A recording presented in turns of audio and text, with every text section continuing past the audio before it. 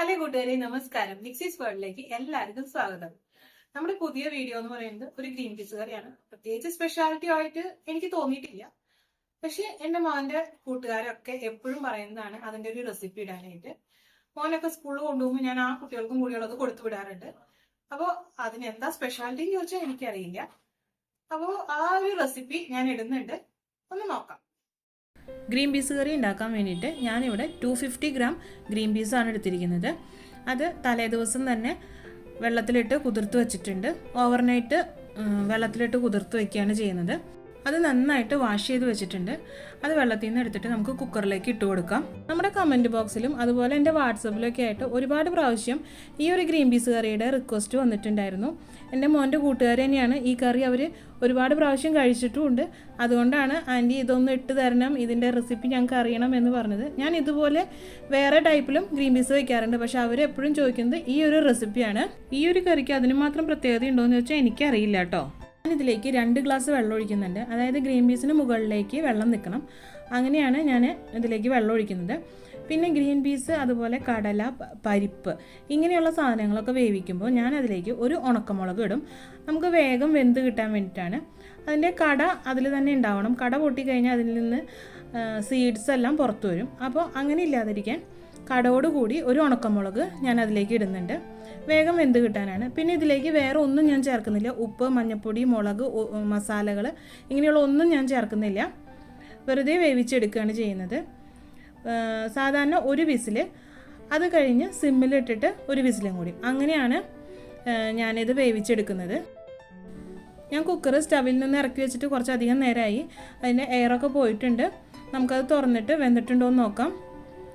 നല്ല ചൂടുണ്ട്. ഇത് കണ്ടോ, ഇതിൻ്റെ ഉള്ളിൽ നിന്ന് ഗ്രീൻ പീസിൻ്റെ തോലൊക്കെ സെപ്പറേറ്റ് ആയിട്ടുണ്ട്. അപ്പോൾ അത് വെന്തിട്ടുണ്ട്. എന്നാലും നമുക്കൊന്നും കൂടി ഒന്ന് നോക്കാം വെന്തിട്ടുണ്ടോ എന്ന്. നന്നായിട്ട് വെന്തിട്ടുണ്ട്. അപ്പോൾ ഇനി ഇതിലേക്ക് മസാലകളൊക്കെ ശരിയാക്കി എടുക്കാം. അതിന് വേണ്ടിയിട്ട് ഞാൻ എടുത്തിരിക്കുന്നത് ഒരു സവാള സ്ലൈസ് ചെയ്ത് വെച്ചിട്ടുണ്ട്. പിന്നെ പകുതി തക്കാളി എടുത്തിട്ടുണ്ട്.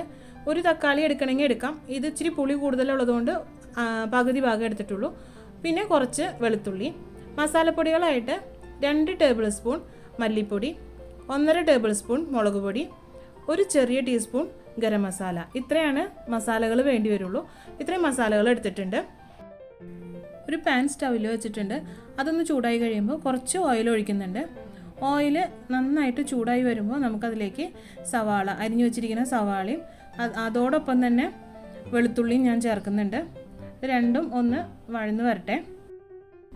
സവാളയും വെളുത്തുള്ളിയൊക്കെ മുരിഞ്ഞ് ഗോൾഡൻ ബ്രൗൺ കളറ് ആവേണ്ട ആവശ്യമില്ല.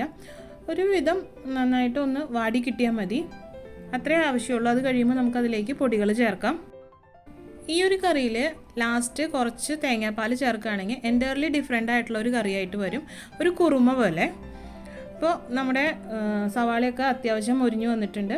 ഇനി അതിലേക്ക് മസാലപ്പൊടികൾ ഇടാണ്. മസാലപ്പൊടികൾ നന്നായിട്ട് പച്ചമണം മാറി കിട്ടണം. പച്ചമണം മാറിയില്ലെങ്കിൽ കറിക്ക് നല്ല രുചി വരില്ല. നന്നായിട്ട് വഴറ്റി അതിൻ്റെ പച്ചമണം മാറി വരുമ്പോൾ അതിലേക്ക് നമ്മൾ എടുത്തു വെച്ചിരിക്കുന്ന തക്കാളി ചേർക്കുകയാണ്. തക്കാളി ഒന്ന് സോഫ്റ്റ് ആവണം.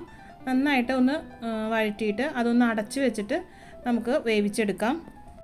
പിന്നെ നമ്മൾ മസാലപ്പൊടികൾ ഇട്ട സമയം തുടങ്ങി ഫ്ലെയിം സിമ്മിലാണ് കിടക്കുന്നത്. ഇത് അടച്ചു വയ്ക്കുമ്പോഴും സിമ്മിൽ തന്നെ ഇടണം, അല്ലാന്നുണ്ടെങ്കിൽ അത് കരിഞ്ഞു പോവും. ഇതാ ഇപ്പോൾ നമ്മുടെ തക്കാളിയൊക്കെ നന്നായിട്ട് സോഫ്റ്റായിട്ട് വന്നിട്ടുണ്ട്. ഇനി അതിലേക്ക് ഒരല്പം ഉപ്പിടണം. നമ്മളിതുവരെ ഗ്രീൻ പീസിലോ മസാലയിലോ ഒന്നും ഉപ്പിട്ടിട്ടില്ല. ഉപ്പ് ഞാൻ എപ്പോഴും കുറച്ചേ ഇടാറുള്ളൂ. ആവശ്യമുണ്ടെങ്കിൽ പിന്നീട് ഇടാം. കൂടിപ്പോയാൽ നമുക്ക് ഒന്നും ചെയ്യാൻ പറ്റില്ല.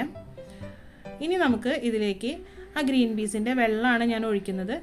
അതൊന്നൊഴിച്ച് ഒന്ന് തിളച്ച് എണ്ണ തെളിഞ്ഞതിന് ശേഷം മാത്രമാണ് ഗ്രീൻ പീസ് മൊത്തമായിട്ട് ഞാൻ അതിലേക്ക് ഇടാറുള്ളൂ.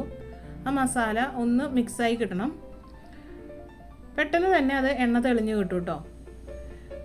ഇനി നമുക്ക് സ്റ്റവിൻ്റെ ഫ്ലെയിം കൂട്ടി വയ്ക്കാം. എന്നിട്ട് ഗ്രീൻ പീസ് മൊത്തമായിട്ട് അതിലേക്ക് ഇടാം. നിങ്ങൾക്ക് വീഡിയോയിൽ കാണുന്നുണ്ടോയെന്ന് അറിയില്ല, അതിൽ എണ്ണ സെപ്പറേറ്റ് ആയിട്ട് വരുന്നുണ്ട്. അപ്പോൾ ഗ്രീൻ പീസ് അതിലേക്ക് ഇടുകയാണ്. ഗ്രീൻ പീസ് ഇട്ടതിന് ശേഷം നന്നായിട്ട് ഒന്ന് തിളയ്ക്കണം. നന്നായിട്ടൊന്ന് മിക്സ് ചെയ്തെടുക്കുകയും ചെയ്യണം. ഇത് ജസ്റ്റ് ഒന്ന് തിളച്ച് കിട്ടിയാൽ മതി. ഇതിൻ്റെ ഇടയിൽ ഞാൻ ഉപ്പ് നോക്കിയായിരുന്നു. ഉപ്പ് നോക്കിയപ്പോൾ ഇച്ചിരി കുറവുണ്ട്. അപ്പോൾ കുറച്ചും കൂടി ഉപ്പ് ഇടുന്നുണ്ട്. പക്ഷേ ഇതിൽ വീഡിയോയിൽ കിട്ടിയില്ല അതിൻ്റെ ഉപ്പ് ഞാൻ വീണ്ടും ഇടുന്നത്. ഗ്രീൻ പീസ് ഒന്ന് നന്നായി ഇളക്കി യോജിപ്പിച്ചതിന് ശേഷം നമുക്കൊന്ന് അടച്ചു വയ്ക്കാം. അപ്പോൾ പെട്ടെന്ന് തന്നെ തിളച്ച് കിട്ടും. ഇനി ഇത് തുറന്ന് നോക്കാം. നന്നായിട്ട് തിളച്ച് വരുന്നുണ്ട്. ഇത് ഒരല്പം എരിവ് കുറവാണ്. ഞാനിത് ചോറിൻ്റെ കൂടെ വിളമ്പാനല്ല എടുക്കുന്നത്, അപ്പത്തിൻ്റെയൊക്കെ കൂടെ ഉപയോഗിക്കാനാണ്. അപ്പോൾ ഇച്ചിരി എരിവ് കുറവാണ്, ഞങ്ങൾ അതിനൊക്കെ യൂസ് ചെയ്യാം. പിന്നെ ഈ ഒരു കൺസിസ്റ്റൻസി മതി. ഇത് വല്ലാണ്ട് കുറുകി വരേണ്ട ആവശ്യമില്ല. ഇപ്പോൾ കുറുകേണ്ട ആവശ്യമില്ല, കാരണം തണുത്ത് കഴിയുമ്പോൾ നന്നായിട്ട് കുറുകി വരും. അപ്പോൾ ഈ ഒരു ഇതിൽ ഞാൻ സ്റ്റവ് ഓഫ് ചെയ്യാണ്. വീഡിയോ കണ്ടുകൊണ്ടിരിക്കുമ്പോൾ തന്നെ ആ ലൈക്ക് ബട്ടൺ ഒന്ന് പ്രസ് ചെയ്യാൻ മറക്കല്ലേ. നിങ്ങൾക്ക് എൻ്റെ വീഡിയോ ഇഷ്ടപ്പെടുകയാണെങ്കിൽ ഫ്രണ്ട്സിനും റിലേറ്റീവ്സിനൊക്കെ ഒന്ന് ഷെയർ ചെയ്ത് കൊടുത്തേക്കണേ. പിന്നെ സബ്സ്ക്രൈബ് ചെയ്യാതെ കാണുന്ന കൂട്ടുകാരുണ്ടെങ്കിൽ ഒന്ന് സബ്സ്ക്രൈബ് ചെയ്തേക്കണേ. കറി ഞാൻ ഒരു ബൗളിലേക്ക് മാറ്റിയിട്ടുണ്ട്. ഇത് കണ്ടോ, നന്നായിട്ട് കുറുകിയിരിക്കുന്നുണ്ട്. നേരത്തെ നമ്മൾ കണ്ടത് ഇതുപോലെയല്ല, ഇച്ചിരി ലൂസായിട്ടായിരുന്നു. ഇതിൻ്റെ ചാറൊക്കെ കണ്ടോ, നന്നായിട്ട് കുറുകിയിരിക്കുന്നുണ്ട്. അപ്പോൾ ഇതുപോലെ ഒന്ന് നിങ്ങൾ ഉണ്ടാക്കി നോക്കുക. എൻ്റെ കറിയുടെ പ്രത്യേകത എന്താണെന്ന് എനിക്കറിയില്ല. അത്യാവശ്യം ടേസ്റ്റൊക്കെ ഉണ്ട്. സാധാരണ സിമ്പിളായിട്ട് ഞാൻ ഉണ്ടാക്കുന്ന കറിയാണ്. ആ കുട്ടികൾക്ക് എന്തുകൊണ്ടാണ് ഇത്രയും ഇഷ്ടപ്പെടുന്നത് എന്ന് എനിക്കറിയില്ല.